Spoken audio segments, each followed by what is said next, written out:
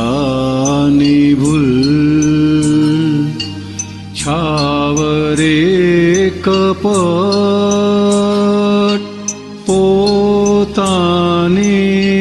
કોઈ ભૂલ કોઈને ના જણા લોકનિંદ્ય હોય ગુપ્ત જે વ્યસન દ્રવ્ય ક્ષેત્ર કાળ ભાવે ગાંઠ મોટી થાય આવી છુપી ગાંઠ ઢાંકે જો કપટ ઉદ્વેગોની જન્મદાતા માહે ઉઠેલાય અંધારાની ભૂલ પુણ્ય સિલકે બુદ્ધિ આવાડી થાય પુણ્ય ખર્ચી પાપ બાંધી ચોર ના પકડાય વેશ ક્લેશી રસ પાપનું પડળ શક્તિ ઊંધે રસ્તે ગઈ જો શાંતિ જ્યાં હણાય અંધારાની ભૂલ જેણે ભોગવ્યું તેની જ ભૂલ જે ઘડીએ જેને દુખ્યું તે જ ગુનેગાર ન્યાયને હિસાબ કુદરતી કાનૂન અંધારી ભૂલોના દંડ ભોગવે આડાય અંધારાની ભૂલ આત્માનો પ્રકાશ છે બુજ મમતા સાથે જ્યાં છે ચોટ મન લપટ તું જાય દેહ રાગને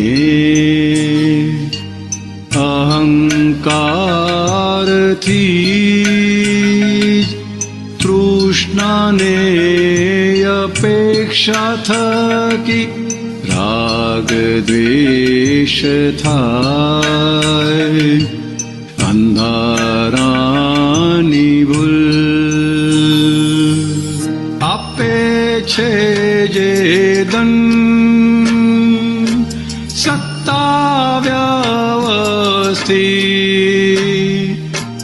જ્ઞાનીની કૃપા થકી ભૂલ ભાંગી જાય જ્ઞાનીની કૃપા થકી ભૂલ ભાંગી જાય ભૂલ ભાંગી જાય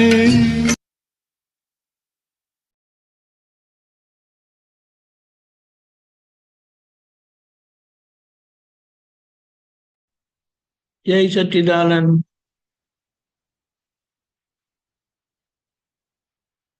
અહીંયા આપણે એક વાત સમજી લઈએ કે આપણને અક્રમ વિજ્ઞાન મળેલું છે. કેવી રીતે મળ્યું છે? આખો એ વ્યવહાર કોઈ પણ જાતના ગરણાથી ગાળ્યા વગર, કોઈ પણ જાતનું ચોખ્ખું કર્યા વગર આપણને કૃપાથી મળેલું છે. એટલે કૃપાના ભાગના લાભ શું થયો? હું નિશ્ચય નિર્ણયથી કેવળ શુદ્ધાત્મા છું એ થયું, નિશંકપણે થયું. એ જે નિશંકપણે થયું છે એ કૃપાના ભાગની પ્રતીતિ છે. અને કૃપાના ભાગની પ્રતીતિનો મતલબ શું? જાતે યાદ ના રહે. અને જાતે યાદ રહે કે યાદ આવે ક્યારે? જ્યારે બહાર કોઈ કર્મના વાદળા ના હોય ત્યારે. કર્મના વાદળા એટલે કોઈ પણ પ્રકારનો ભોગવટો, સારું કે ખરાબ, ના હોય ત્યારે આપણને એ પ્રતીતિ વર્તાય, હું શુદ્ધાત્મા છું કરીને રે.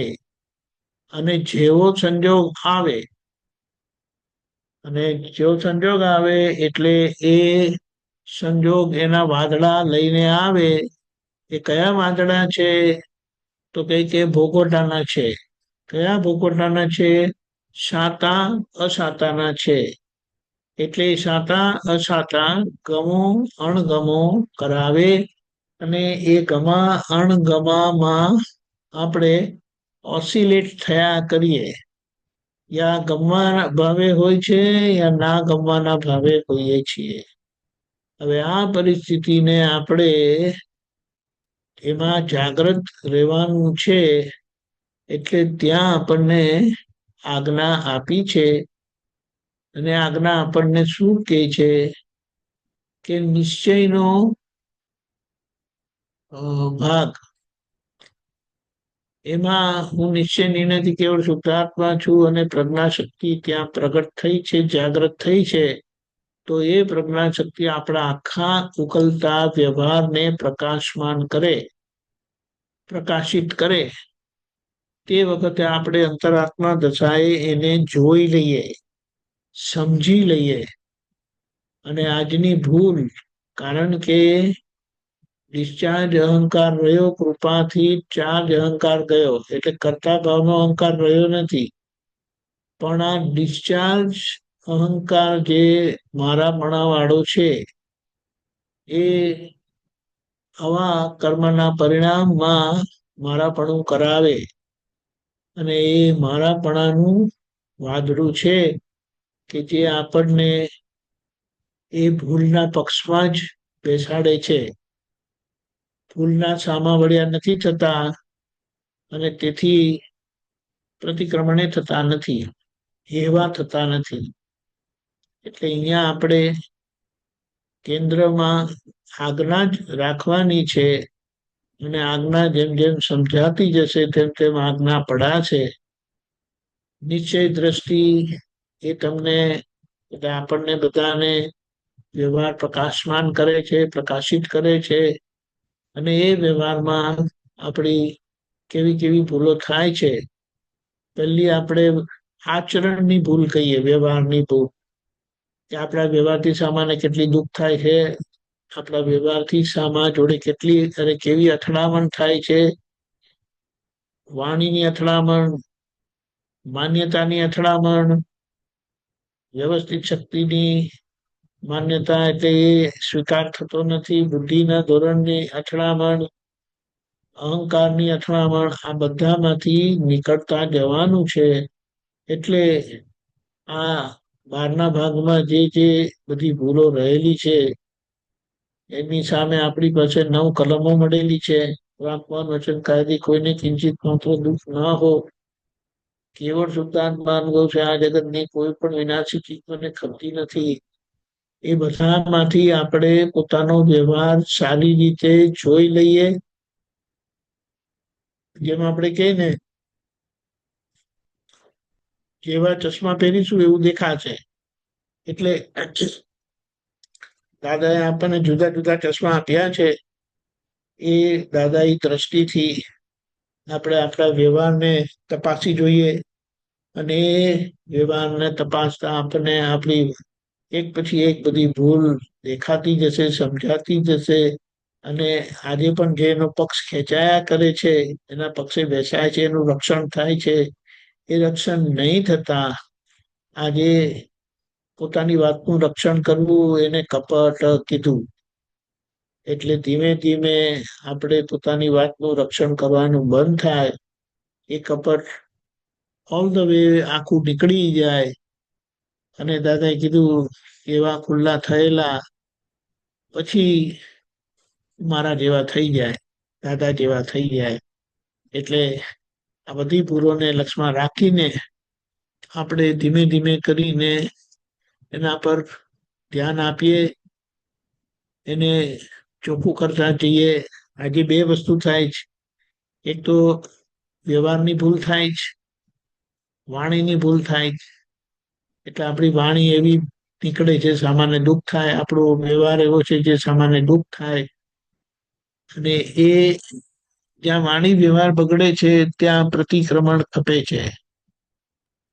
કારણ કે આપણા વાણી વ્યવહારથી સામાન્ય દુઃખ થશે, અને એ દુઃખ થયેલું પછી એ આપણા ઉપર ખાર રાખશે, એ આપણા ઉપર વેર બાંધશે, આપણી જોડે વેર બાંધશે, ને પછી આપણને એની શાંતિ મળે નહીં.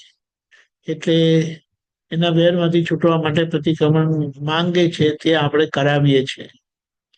અને ધીમે ધીમે પછી માન્યતા, જે માન્યતાના કારણે એવી વાણી નીકળી, જે માન્યતાના કારણે એવો વ્યવહાર થયો, એ માન્યતા ચોખ્ખી થતા, પકડાતા, એ ચોખ્ખી થતા પછી એ ચોખ્ખું થશે. એટલે એને શું કીધું, એક બહારના નામધારી છે અને એક અંદરના માન્યતા રૂપે નામધારી છે. એ અંદરના માન્યતા વાળા નામધારી કરેક્ટ થતા જાય આપણી અંતરાત્મા દશાએ, તેમ તેમ બહારના ચોખ્ખા થતા જાય, નોર્મલ થતા જાય. એટલે અંદરની માન્યતા ભૂસાતા બહાર એનું પરિણામ આવશે. અને આપણે ત્યાં જ આખો આપણો પુરુષાર્થ અંદરના ધોરણે છે, અને એનું પરિણામ બહાર આવ્યા કરશે ધીમે ધીમે કરીને. એ રીતે આપણે આખું કરીએ. અને જે છેલ્લા જે કીધું છે ને દાદાએ, કે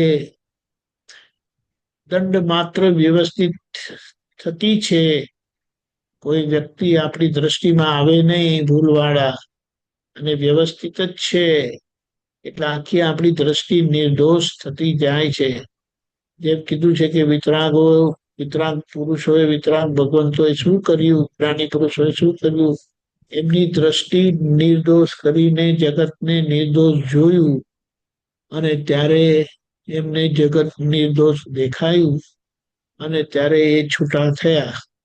અને કીધું જ્ઞાનીની કૃપા થકી જ એ ભૂલ સંપૂર્ણ ભાંગી જાય. અને સૌથી મોટી ભૂલ કઈ, આ કપટની ભૂલ થયા કરે છે તે. જય સચ્ચિદાનંદ. આપણને દાદા ખૂબ સમજણ, શક્તિ, પુરુષાર્થ, ઓપનનેસ આપે, કે જેથી કરીને આપણે આપણી ભૂલને સારી રીતે જોઈને એમાંથી નીકળીએ અને દાદા સ્વરૂપ થતા જઈએ.